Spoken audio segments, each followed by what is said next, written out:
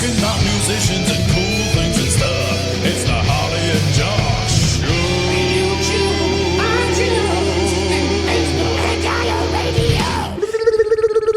Hello! Welcome to the Harley and Josh Show. Your new music podcast by musicians. For musicians. Well, no. I mean, if you're not a musician, I mean, we're not going to be saying don't listen to this. Oh yeah, that's very true. I think you'll get it. So yeah, this week we've got music from Dusky Sunday, Yep. Tundra, and Manic Blackout. So yeah, we've got a nice mixed bag of music. Also, we're going to be talking about the news of streaming services seem to be seeing a bit of a decline in this most recent quarter. So we'll talk about the effects of that, as well as we're going to ask the question that Harley's posing today. Yes. What's the question, Harley? I want to know whether musicians know enough about PRS licensing and whether we're getting enough education to be able to make the most of that. Absolutely. That's a very good question, Harley. You know what I mean? I find that we just need to know these things. But what I need to know is... What'd you do? Well? What? Well? Didn't let me finish. Well? Didn't let me start. Oh, mate, it's been a great weekend. It's been a really good weekend. I mean, Saturday was technically the worst gig of my life. Wow. Oh, my God. Starting off strong. I love it. I say technically, as in everything technically went wrong. Okay? Sit down, guys. I am. You're into this. This is going to happen. Sit down further. Yeah. If you're sitting down, sit on the floor. Get on the floor. Okay, it's gone down, yes. Yep, there we go. Now the mic's too tall. Yeah, so I was playing with... Why do I always blank on that? Why? What's wrong with me? Right, okay. I was playing with the Memento. Very good. Yeah, thank you very much. We were... There's women toes in there as well. Oh, yeah. Yeah. My Mementos. Yeah, good. Just the one. Yeah. I think she's got 10. Oh, yeah, she has. No. No, Stowe Market, 11. Oh. Hey! Slight It's fine. She doesn't listen. She never listens to me. It's fine. So anyway, yeah. So we were playing with the Mementos this weekend. It was myself. It was Laura, Toby on drums, and we also had Tom McCarthy on guitar. Oh, guitar theme. We had a couple of rehearsals. Went really well. We did probably one of my favourite first dance songs that I've played for a long time. Rain in Blood by Slayer. Yes. Actually, awesome. we did written by the same person. Not many people know this. We did Taylor Swift, Love Story. What? Yeah, Rain and Blood was written by Taylor Swift. Not Yeah. I don't think she was born at that point. She wrote it on the womb. On the womb, yep. Just on the inside. Yep. Cool. Yeah, it was really cool. A really good song. Love it. The truck driver's gear shift, as I like to call it, the random key change. Yeah. But yeah, just like, you can't help but just feel really powerful when you're playing that key change. However, we went to start playing the song. Right. And Tom's amp, which is actually my amp that I'd bought the day before. What was the amp? Vox Night Train. Broke. Oh. Yeah, there was a power cut. They were running the entire tent off a single plug. Oh, no. We had aired that concern during sound check, and they said, "Oh no, we're pretty sure it'll be fine." Yeah. Now, our stuff doesn't run a great deal of ampage. No, music stuff doesn't usually. Not at all. But they were also running the bar off it, fridges, stuff like that. Oh my god, yeah. And pumps and stuff like that. So that is the stuff that really does draw ampage out of a power socket. Lights as well. Yeah, the lights were on a separate 16 amp, but we were just running off a single 13, I think. Right. And it really wasn't ideal. We had a couple of power cuts through the night. So that wasn't great. That's not great for your digital desk as well. No. It actually boots up quicker than I thought it did. Oh, good. Boot. Something that I thought the whole thing cut out, and it cuts back in about 5 seconds. Oh, that's pretty good, isn't it? I was quite happy with the fact that it just goes. Sometimes these things take a couple of minutes to initialize, especially like the big digital desks and stuff. They take a little while to work out what they're doing, and they're like a receptionist late for work. They say, just got to make sure. Okay, everything. Just get a cup of tea, and then all right, all right. And Is that's that what's coming through the speakers when you turn your desk on? Yeah. I'll make a cup of tea. oh yeah. Get the memo. Well, not only did Get that, the memo in toes. yeah. Oh, I bought some 9-volt batteries for the wireless mic, and they were duff. We got through 3 batteries in the first set. No, they weren't like Poundland ones, were they? I don't know what they were. They were Kodak ones, so they were the same kind of things, right? Yeah. But that wasn't ideal. Absolutely. The worst thing was because it's an older microphone, you heard it going before you knew. Not so much. It was just getting this horrible, like low end distortion. Oh, really? Like really compresses the sound. No top end, and it just sounds horrible. Doesn't it? Yeah. We found a battery that did work because we were right in the stick. So luckily, we didn't need to go elsewhere. We found I took one out of the one of my pedals that I didn't realise was in there. All right, yeah, nice. Yeah, that's the first place you look, isn't it? Your pedal board is just like, I never actually put them in there. They just came in there with it. Yeah, they come in, and then you don't think because you just plug your power supply into it, and then they stay in there. It, doesn't it? Yeah. So, yeah, that happened. First song into the second set, my bass cut out. What? And I was so annoyed. Like, everything else had gone wrong, and I was really annoyed, and I just through pure frustration just went, jing! Right. Of course, it started working again. Hey! Just went through the speakers, this massive jing! Oh, my goodness. I was like, what was, I guess in that situation, if it goes wrong, hit it. Yeah. It turned out it was one of the patch cables, so... Oh, right, in your pedal board. Yeah. Oh, it's always the way, isn't it? And there's, especially when you've got a bunch of pedals like we do. Yeah. Like finding out which one is what. Is there a tool that you can actually use to find out which cables are busted without having to sit there and unplug a bunch of stuff? Just wiggle them. Yeah.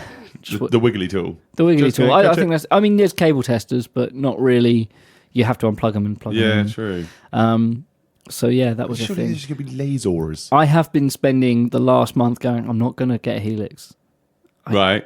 For anyone who doesn't know, Helix is like a really good multi-effect pedal with amp simulation, and you can use it, and it has all these effects on it, and it's great. Absolutely, and it's pretty tiny, isn't it?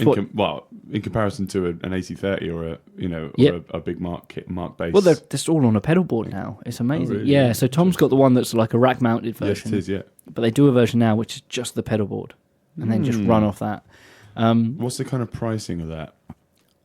They do it in various different levels. So they do the Helix Stomp, which is just a 3-button system. It's just a bunch of people with like broomsticks and trash bin lids just going. Yeah. Yep. So there was the Stomp, which is like 3 buttons. I think it's like £300-400. Right. Yeah. They do a Helix effects, which is a bit more. It's got six effects on it, Right. But no amp modeling. Okay. Then you go up to the LT, which I think is about $950. Right. Which is everything you need, buttons and stuff. And then you've got the full version, which is just over £1,000. I don't know exactly, but that's got scribble strips, so you can name all your pedals and stuff like that. Scribble strips. And you can tasty. give your pedals rude names, like I know Tom does. And or just like old teachers. Like names, so like Mr. Puzzle. So you can stamp on it. Mr. Shoebridge. Yeah, you said I wouldn't mount to nothing. I'm stomping on your face. Yeah. Yeah. And now I'm thinking, look, I Do you don't. think I get it? I'm liking the Does idea. it come with an expression pedal, like volume pedal style something? The LT and above does, yeah. Okay, yeah. And you can pick different types of wah. So you can have a Vox wah, Crybaby, and I think there are like 4 or 5 different types of Crybaby. Or you can have the Morley style, same, and you got all the whammy effects in there as well. Does it have a crybaby? What? What? I've What just remembered pedal? a toy I've brought. Oh, go on. I'll next time we play a song, I'll run out to the van and get it. Yeah, Lovely. we'll mic it up. It's great. Oh, great. It is Bud. Yeah. So yeah, that was a frustrating day. However, we were DJing afterwards. Right. I bought a new DJ controller, and me and Toby were having lots of fun Like with a it. new Mark thing, or Yes. Yeah. yes. We had a Track Pro. We had Mixtrack Pro 2. Same. I've got Is that the what same you got? Yeah. Z's. Yeah. I had the smaller one, which they called the DJ to go. Right. Yeah. Tiny little thing, and it does everything you kind of need, but the one above it is just bigger. Like the spinny bits, the decks, are a lot more usable, whereas they were pretty much unusable on tiny ones. Yeah. They got some weight to them. It's like spinning saucers otherwise, isn't it? It's like, yeah. There. Yeah. Yeah. It's just good for beat matching a lot of the time. Yeah. If you really wanted to do that. And finding the right part where you want the song to come and in. the right sample to go something. Oh, it's not there today, is Nah. it? No, it's not there. Sad times. But it was great fun. We had a lot of fun, and it kind of let us calm down after the stressful gig situation. Yeah. It was not great. But did you have a good time? So that's the thing, because you have technically the worst gig ever, but still have a great time. After it was over, we were able to have a lot of fun, and the pack down was fun. And Laura actually mentioned, she said she had a really good time playing with us, because obviously me, Toby, Tom, we know each other well enough to have a bit of a laugh, and we're telling Brush it off a bit. telling a few jokes afterwards. Very blue ones, I'm expecting. Oh yeah. And Laura's just like, great children. Yeah. It was. There were a few moments like that. It was good. It was good fun to sort of, be among friends, and it's really nice to be able to play in a band with friends, which not a lot of people get to do that in other professions, No, but you're we right. do. Yeah, especially when you're just meeting the people on the day. Yeah. What other gigs did you have, Harley? So the only other thing I did this week was I was at the Ipswich Guitar School's annual performance. Oh, right. Where was that? Is that in Woodbridge? Or am I going crazy? The school itself is just outside of Hadley, I believe. Right, okay. Or on the way to Hadley. Right. However, we did this show at Gresham's. Oh, cool. Yeah. Which is a really nice venue. I don't know if you've been there since they've had it all set up and done out. The last time set out and done up. The last time I went there, I say all they had, but it was this great sort of massive marquee style thing. Yeah. Have they expanded on that? So it's now got all it's all cloth, star cloth ceiling and stuff like that. Cool, yeah. Pure all truss. They've got a kind of like what's it? Milsom's. Yeah, it's very similar to Milsom's. Yeah. Is it the Forum? No, what's it called there? Oh, I don't know. We've both forgotten it now. Yeah. Hangar? Yeah, I think it's that. Yeah. So it's a similar kind of layout to that, but they've got a really nice install PA system. Chris, the drummer, because he had a house band and just had various people getting up to play guitar. Chris, who we had on drums, was blown away with his sound. He really liked the sound of it because the subs are underneath the stage. He could really feel that kick drum. That's great. It was really nice, and I was happy as Larry. I had an X32 full size desk to sort of run the sound, and it was just really great to have full control of everything. So what kind of stuff was going on the stage? So there was drums, bass, guitar. There was drums, bass, vocals that were there the whole time. Mm-hmm. The whole school is run by Richard Dean. I don't know if you're familiar with it. Yeah. So this is his school, his project. He was on guitar for a lot of it, assisting the students. But every song or every other song, students would get off, and then other students would get on, and they would perform songs that they've been learning. Varying abilities? Yes. So these were kids starting from 6 or 7 up to sort of pensioners in their 60s. Okay, cool. Some of them sung, some of them played acoustic, some of them played electric, some of them played original songs, some of them played covers. It was all what they wanted to do, and it was the quality is always going up there as well. I commented to Richard halfway through, said, like, compared to last year and the time before that I did it, they just get better each year. Oh, good. And he says, you don't really notice it when you're teaching them because you're just bit by bit. But then when you kind of take a step back and go, he couldn't play that riff last year. Yeah. He never would have had a chance of doing that. And sometimes now he's done it. Even last week, you know? Yeah. She's on the stage. She wouldn't have stepped on the stage. It's like her confidence has gone through the roof. It's amazing. So that was really cool. It was really, really fun, really enjoyable. We got to see Bronwyn. She turned up to watch her friend perform in the evening. Right. She did record a little. She said that she bumped into you and was wanting to come onto the show. Yeah. And this is what she said. I'm Josh. You told Josh you wanted to come on the show. Yeah. And Yeah, of course. Yeah. I mean, yeah. And you were, and then you asked if I would mind, and he went, Harley won't mind. No, not at all. No. So, Bronwyn thinks I'm an English gentleman from the Edwardian I area. think she actually bumped into Hugh Laurie. No, not at all. Oh, no, come on, the Harley and Josh show, Bronwyn, it'll be smashing. Now, Blackout, come here. Oh, darling.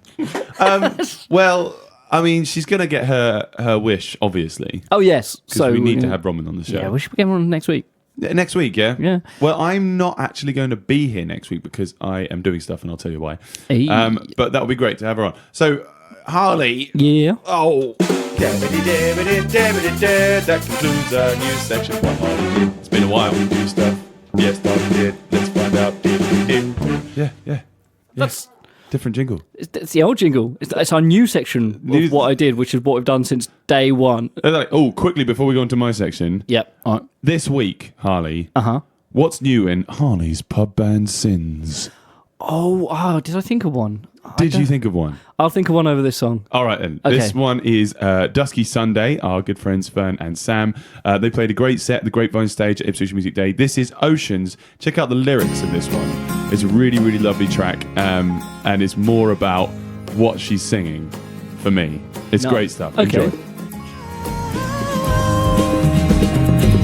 I swam oceans for you, and I don't think you ever knew, 'cause you were running from the storm in your raincoat and boots. And when I got to your door, you were sitting in the warm, and I was drenched from head to toe. Oh, I can't do it anymore. That was Dusky Sunday with Oceans. That's available on iTunes and Spotify. Well done, Fern and Sam. That was lovely, mate. So let's get on to... What did I do? I've got to remember it now. So, Harley, Yep. Next Monday, the reason why I am not here Howdy. is because my students at Moorland have got their end of year performance before some of them leave me to go to year 6. Of course, No, yeah. year 7, sorry, should I say. Oh, yeah. So change schools to high school. So we've got their sort of end of year performance. They're doing versions of Oliver Twist. Nice. So we're doing lots of musical numbers and things like that. So we're doing rehearsals for that. Some of them are going to be singing and performing with guitar, but a lot of it is ridiculously hard. So I had a practice with Ms. Moore, the music teacher there, Becky, and she has given me all the sheet music for it. And it's been a while since I've read sheet music for it, and it's musical stuff, and also they've transposed it all down sort of like 1 or 2 semitones, up 4 or something like that. So I'm sort of basically transposing on the fly with all of these like slash chords. So there'll be like a C minor 7 flat 5 / G or something like that. So I'm going to be having to do that, which is so much easier on the piano because if you're handling the bass note with your left hand and the gubbins of the chord with your right hand, then you can change the bass note quite easily. But on guitar, you've got to completely change the shape. And that's the one benefit that piano has over guitar, because the rest of the time, it's usually piano is way harder. Yeah. It was good because we're doing, they've asked me to do a version of, I've got to pick a pocket or two, boy. But they asked me to do a backing track of it, but reggae. Seriously, No. It is pick a pocket or two. He said I want it to sound like Guns of Brixton by The Clash, and it sounds. I've pretty much made it sound exactly like Guns of Brixton. I'll have to see if I can find it and play it to you.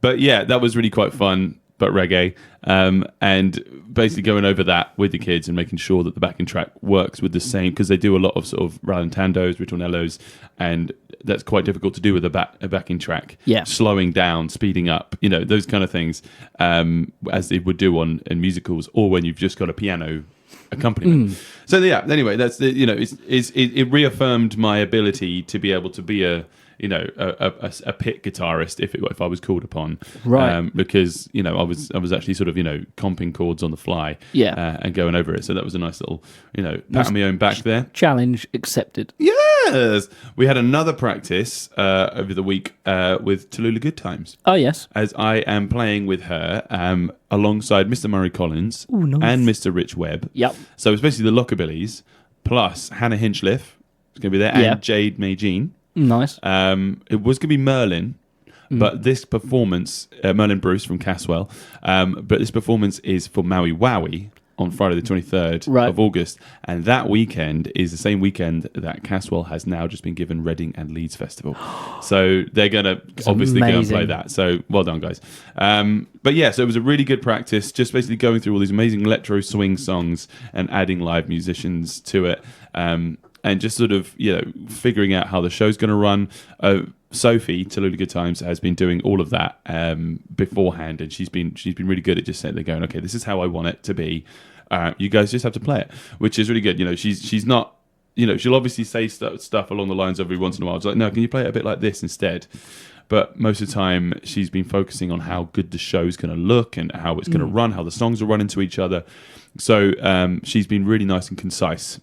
Great. With saying, this song's going to happen then. We'll have a couple of jams here and do some improvisation.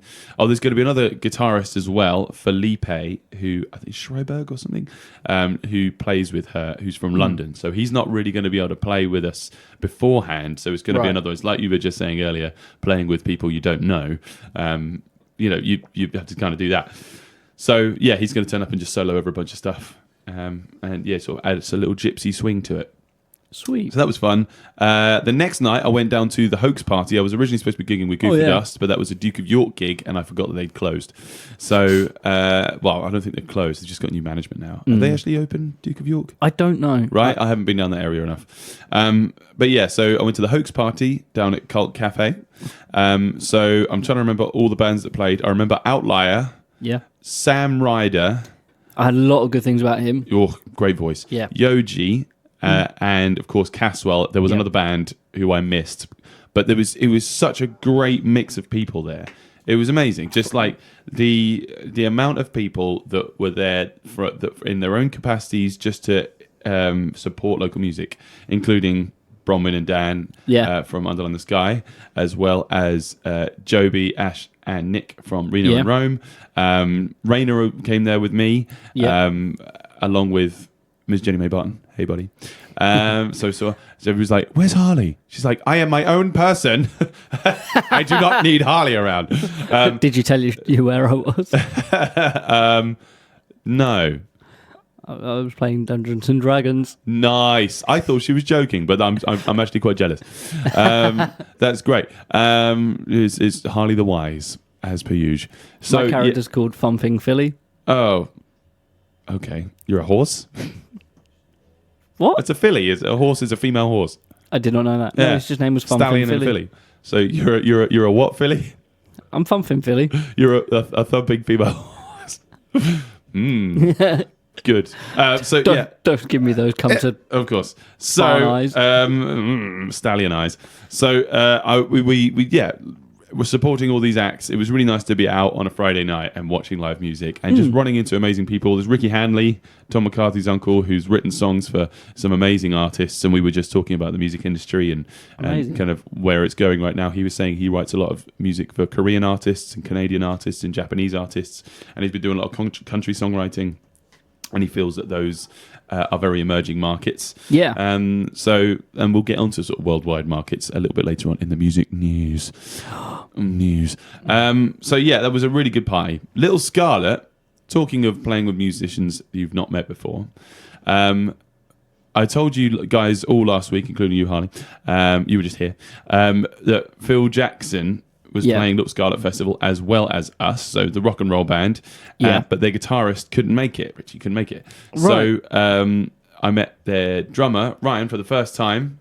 And it was the first time playing with them. They just gave me the set, the keys, and off we went. And it was great fun. Yeah. Absolutely great fun. Because I wasn't glued to a microphone and I was playing rock and roll music. Yeah. Oh, okay. So it was an in-between between Goofer Dust and Rockabillies. And Rockabilly style, but with all the same kind of responsibilities. Yeah. It was Josh Locke untethered. Basically, I was just like, I could go anywhere. That sounds terrifying. Absolutely. Yeah. You wouldn't mind. Oh, God, yeah. Totally. Yeah. Mr. Darcy. So that was really fun. Really great set. I actually sold some Rockabillies merch because people came up and said, do you have a CD? And I was like, yeah. And they were like, yeah, cool, thanks. They didn't think about it wasn't Phil Jackson CD. But yeah, and then I went on immediately after. It was in Tiptree in Essex. It was at the Wilkins and Sons Jam Factory. Funny that, because it was a proper jam. Of course, you would Tiptree. Yeah. Yes. But we were right next to a water treatment facility for the water that goes onto the strawberries and into the jam. Oh, okay. And it smelt like burning hair. And I was constantly worried the whole time on stage. I was like, is my butt on fire? Have I burnt my mustache? I don't know what's going on. When you smell burning hair, the first thing you think of is your butt. Well, I don't know. It was warm up there. Could happen. What, that your butt cheeks... Yeah, friction. And then your butt hairs go all a bit singy. Let's not go into too much specifics. People might be eating. So I went from that. Then there was the Bay Horse Boys played in between our sets. Right. Who did great. There was also the Significant Others that started it off. I didn't see who else played. They had the Busk Stop, which was a little thing sort of, right? Say that 3 times quickly. Busk Stop. That was disgusting. Sorry, I melted. So in between the main acts, they would have people from the audience just coming up and just playing songs. It was a lot of kids playing singing along with tracks that they loved, which was really nice. Yeah. And some really surprising stuff. There was like a troupe of girls that were playing ukulele and singing. Nice. I was well impressed with that. And then the Rockabillies played. Really, really good fun times. Did the whole twisting competition. They had like loads of hula hoopers right at the beginning, where at the front of the stage where the mosh pit is. Oh, yeah. So not a lot of people came down the front until nearer the end of the set because people were worried about getting smacked in the face by a hula hoop. We played that, and that was really fun. That was Raina, Murray, and I put on a really good show. We only had half an hour because it was mostly for charity, so it was kind of limited budget, etc. Very proud of the guys. They did a good job. Then we had the Rhythm Rockets after us playing, who did a great sort of 60s Northern Soul style set. So that was really fun to watch. And we got free jam. They gave us free jam. Nice. Have you had any of it yet? No. What do you like to do with your jam?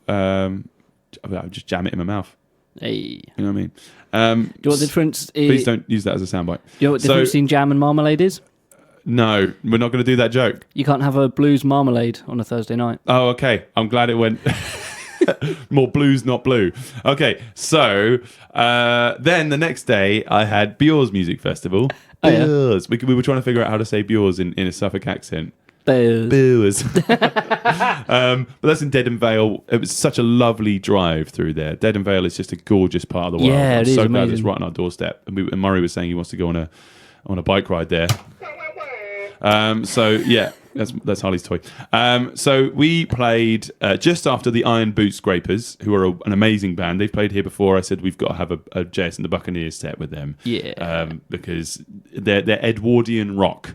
So they're dressed up like as if they're sort of like colonial soldiers from the British Army in the Edwardian era, with big hats, sort of like as if they're in the early 1900s. They've got guitar, drums, saxophone, but instead of a bass player, they've got a sousaphone player.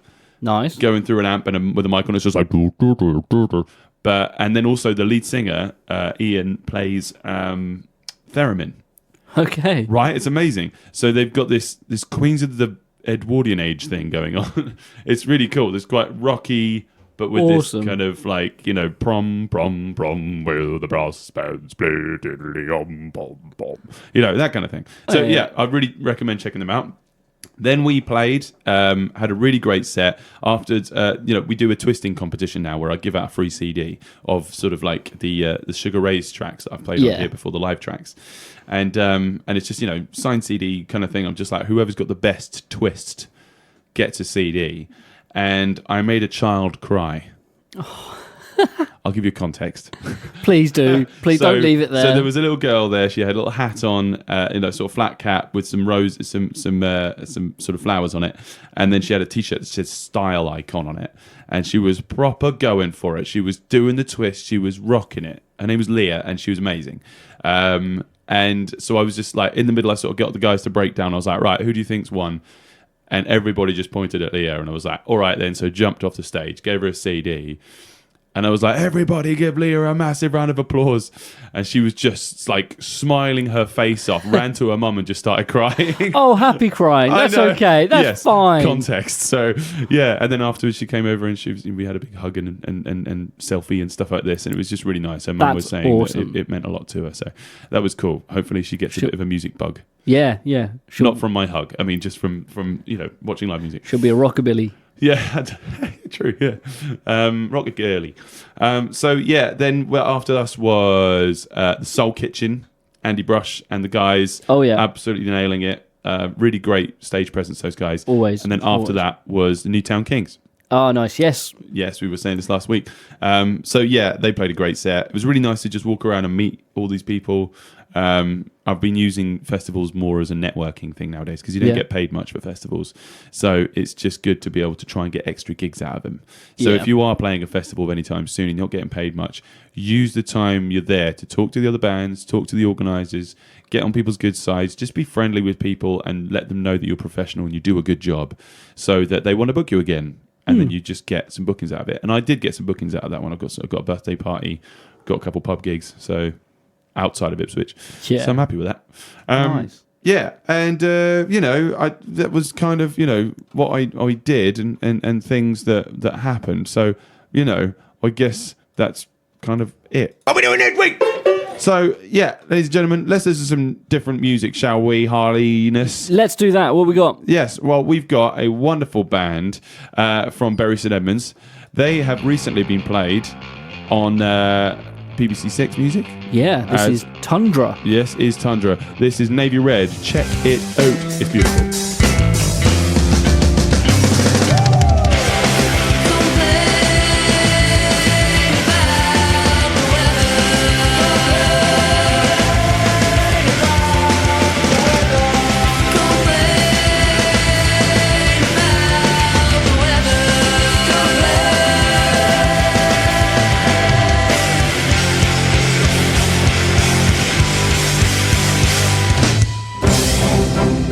Streaming service rises are slowing down in major countries. Plus, a series of celebrity musicians are selling off their equipment, all in aid of charity. Isn't that wonderful, Harley? All today on the music news.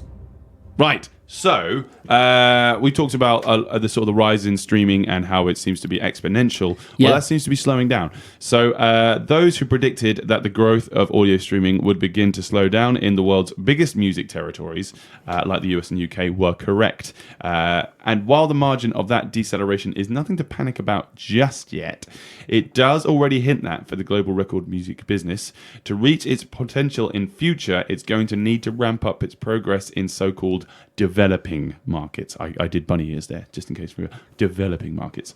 So Music Business Weekly, which is what I got this from, recently reported that on-demand audio streaming volume in the United States reached 333.5 billion plays in the first 6 months of this year. As revealed by Nielsen data, that was up 27.8% on the 261 billion last year. However, in real growth terms, this was a less positive story. In the first half of 2018, so the first half of the year, US streaming volumes rose by 76 billion year on year. But in the first half of this year, the stats showed that the annual increase had fallen to 72 billion, down by over a billion plays. I mean, that's down by about like 3-4 billion. So there are less plays than last year. The United States is the biggest recorded music market on the planet. Now we also have stats through for the world's number 3 territory, the United Kingdom. So we are the number 3 for sort of music consumerism. Yeah. A similar trend is afoot here, it seems. According to the BPI, the British Phonographic Industry, data analysed by the music business worldwide is the first half of 2019, UK consumers racked up 54.5 billion on-demand audio streams in territory. I mean, match that to America's 330 billion. It's quite crazy, isn't it? But there are quite a lot more people there. This was up 10 billion or 25% on the same half-year period on 2018. However, this margin was smaller than it's seen in the previous year. Yeah, so the overall kind of rise has slowed in the UK. Yeah. The reason the recorded music industry really needs emerging markets to increase the revenues they pay for streaming services is because of just how reliant record labels and artists have become on the likes of Spotify and Apple Music. Right, yeah. You know, we've all become very reliant on it. The volume of album sales in the UK has recently been cut in half. So, well, it's not recently, nearly been cut in half anyway, in just the past 3 years.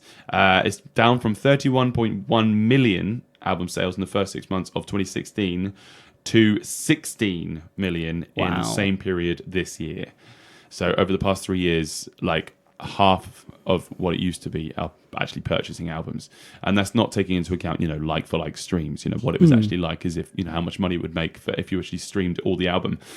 So the global record industry then will have its fingers crossed for the likes of Spotify and their expansion in territories such as India, the Middle East, and South America. Most of the time when I'm researching for the stories for this show, it's a lot of the news is based on, you know, what streaming services are going to India, what streaming services are going to South America. And I'm sitting there going, oh, you know, why is there so much news on that? It's because they're kind of hoping for them to be the saving grace, because the bigger countries like ourselves, I mean, in terms of consumerism, are lacking in terms of streams now.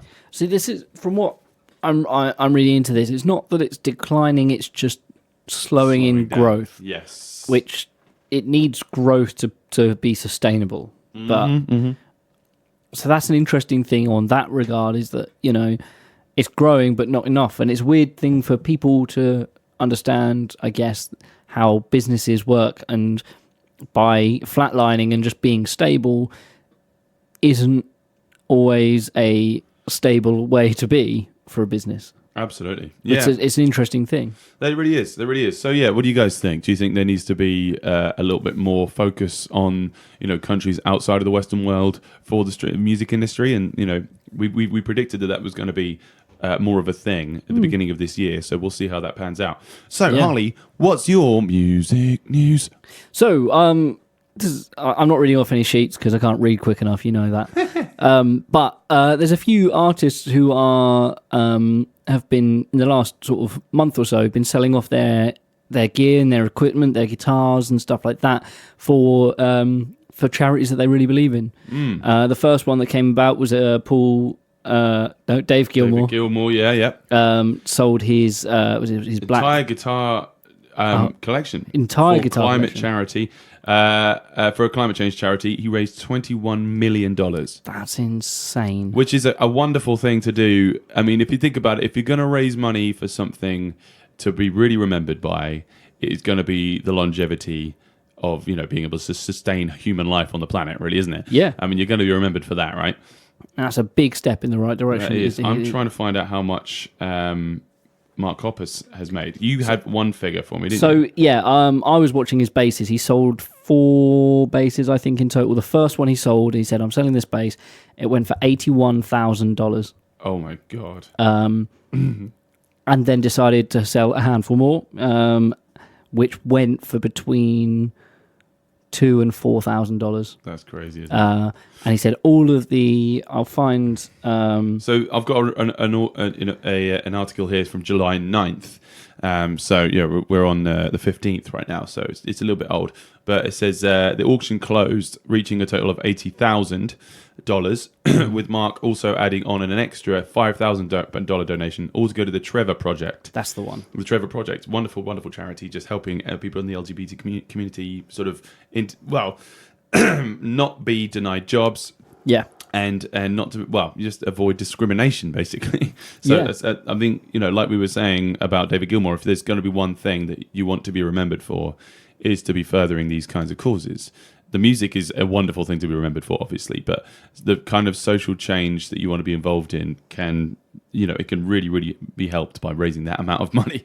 Yeah. It's mad. It's like, you know, I've got a list of some other stuff that he sold. He sold some microphones that he used on recording some of the Blink-182 albums and Plus 44. He sold a custom Fender Jazz bass with a custom pencil drawing of an octopus by Craig Christie from Raygun Tattoo. It's really beautiful. I'll find it in a second because it's really nice. I thought he just doodled on it. I like octopus. He sold some Avalon preamps, an Ampeg SVT classic, the True Valve one, as well as a dozen API 512C preamps, which are awesome preamps, and a 1972 Fender Precision, Which you wanted. which I really wanted. And I've just loaded the page up here to see how much it sold for. That's not the right button. Go on. Where is it? I clicked the This button. is the right button. Oh, We have a button on the I found desk. it. You found it? I found the bass. Go on. It's so pretty. Look at it. Oh, it's difficult to look on it on a podcast, but it is pretty, and it's got an octopus on it. Look at that. Does it say how much it sold for? That was $3,500. $3,500. See, not bad. I mean, that's just No, I mean, the same kind of thing you'd play for an American, P-bass, custom shop kind of thing. Yeah, So yeah, if it's been touched by Mark Hoppus, that's it. And it sold very quickly. not the kind of autobiography name you Oh, want to he have. was also selling a modular synth as well. Oh, look at that. That went for $6 So anyway, grand. and the Jesus. wonderful, wonderful news. What do you guys think about this sort of? Hopefully, it could be a surge of musicians sponsoring great charities, and Yeah. that's been going on for absolutely decades and generations, isn't But it's it? nice that there's a nice little peak in a trend of it, Yes. and it's all for great causes Yes, as well. absolutely. So, Harley, let's get on to the. Oh, wait, no. We've missed out a whole section, Harley. Thing I found and thought about this morning. Jingle. So, Harley, what was your worry about PRS? Okay, so we were talking last week. We did some interviews. I still haven't finished processing them from Ipswich Music Day. We were talking to Dan Lee Harvey, the father of Ipswich Music Day, as we're calling him this year now. He's loving that. Oh yeah, proud father, isn't he? But you mentioned asking whether there's enough information for musicians knowing about PRS licensing. So when they do these performances of their original music, that they're making sure that their money, that the money that the PRS license pays towards the having their music played, that they're getting a cut of that. Absolutely. So, Harley, get your button ready. Right. So, at Glastonbury, I was approached after every single show Yeah. actually not after every single show, once, but they did have forms off the side of the stage. But there was a PRS representative that, for certain sections of the festival, Right. that would go around to each of the stage and make sure that the bands were completing these forms.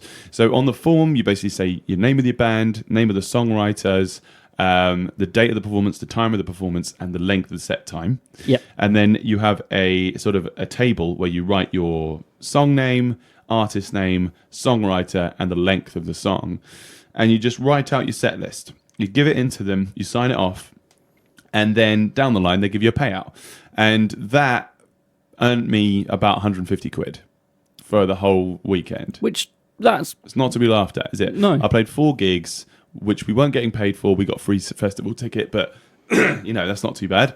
no. But It means you could afford to pay for an extra ticket for a fellow radio host, co-host to come with you next year. I mean, so- that would be about 1/4 of a festival ticket. Yeah. For Glastonbury, anyway. I missed it. So yeah, the great thing about that is that it's your songs working for you. However, I didn't see any of those forms around at Music Day, and I didn't see them at the past 2 festivals I've played at. Nobody said when you got off the stage, yeah, fill in these forms. Because, a lot of these festivals aren't paying a lot, or if at all. So the least that they can do is to have forms so that you can get your royalties. It's not hard to do. You can go on the websites to do it afterwards. If you have played a gig recently where you've had a very good turnout, or just, if it's just been a gig where you've played for the public, you are owed money. Not just from the fee, from what you've agreed beforehand, but from PRS. You are performing you are, yeah. your songs. So what we'll find is we'll find a link to where you can go online and write down all your songs. I mean, if you're a big band like Underline the Sky that have played Neath Festival, Yeah. I mean, there's thousands of people, and they're actually very up on that stuff. Yeah. I remember Hicks telling me ages ago they used to make more on their rights than they would from the gig fees a lot of the time. Yeah. So it's a smart way of doing things, and it should be promoted a lot more. Yeah, definitely so.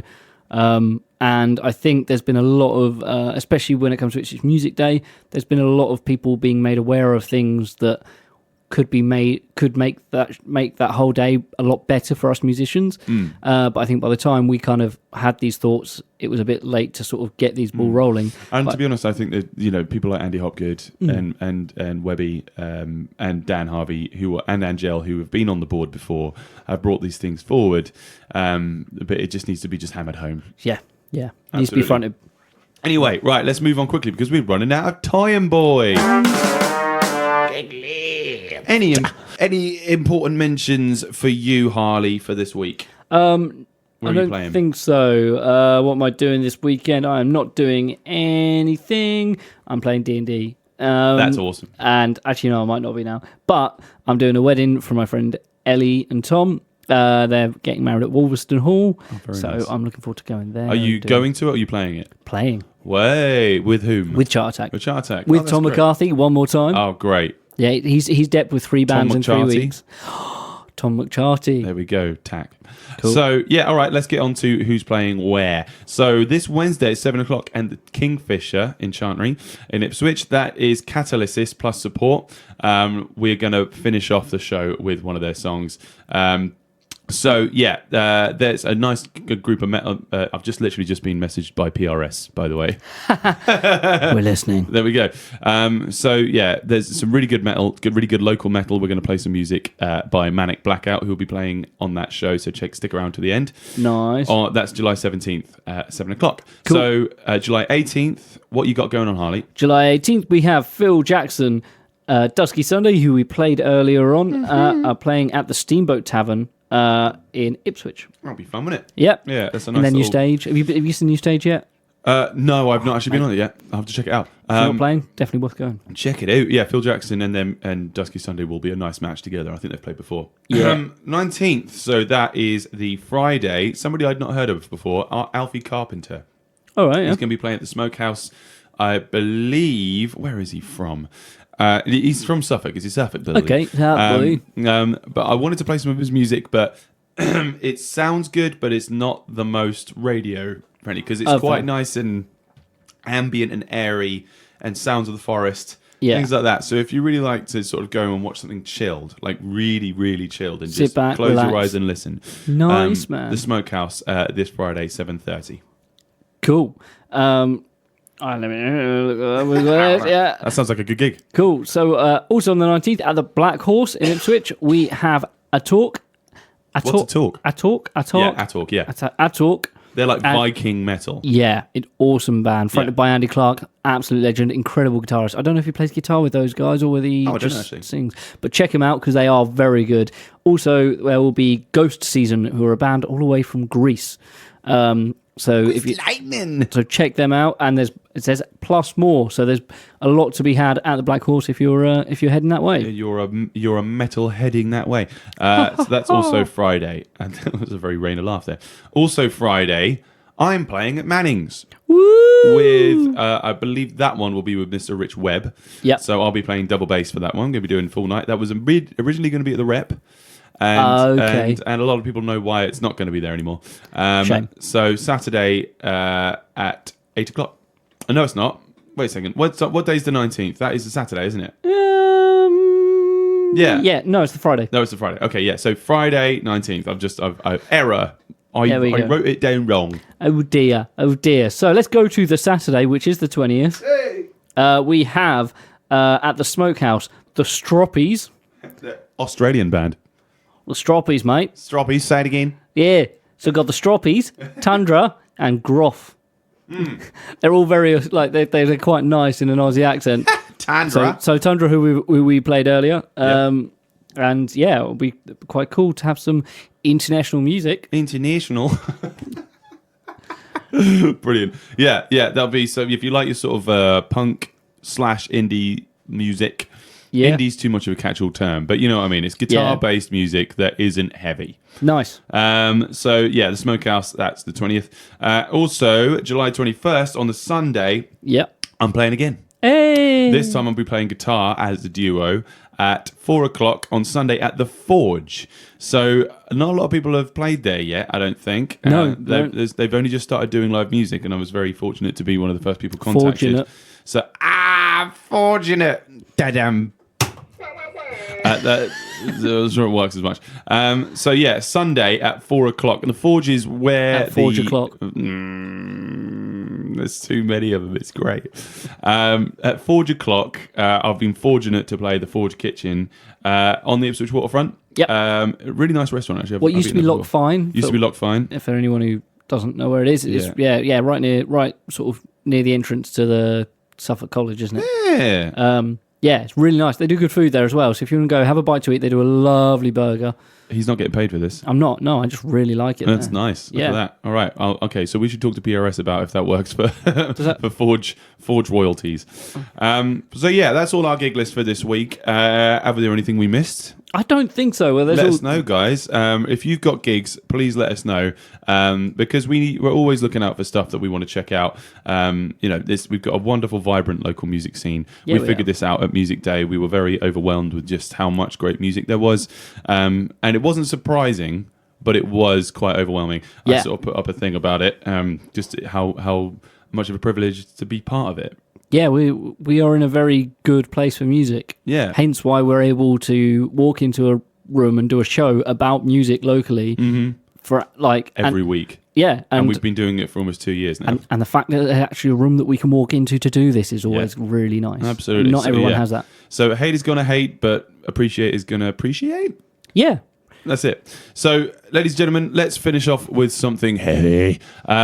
Faded to the Light. It's a sort of a preview recording from Manic Blackout's upcoming album. They're going to be playing this Wednesday with Catalysis in Chantry. Until next week. Oh, we love you, don't we? Oh, we do. Oh, my God.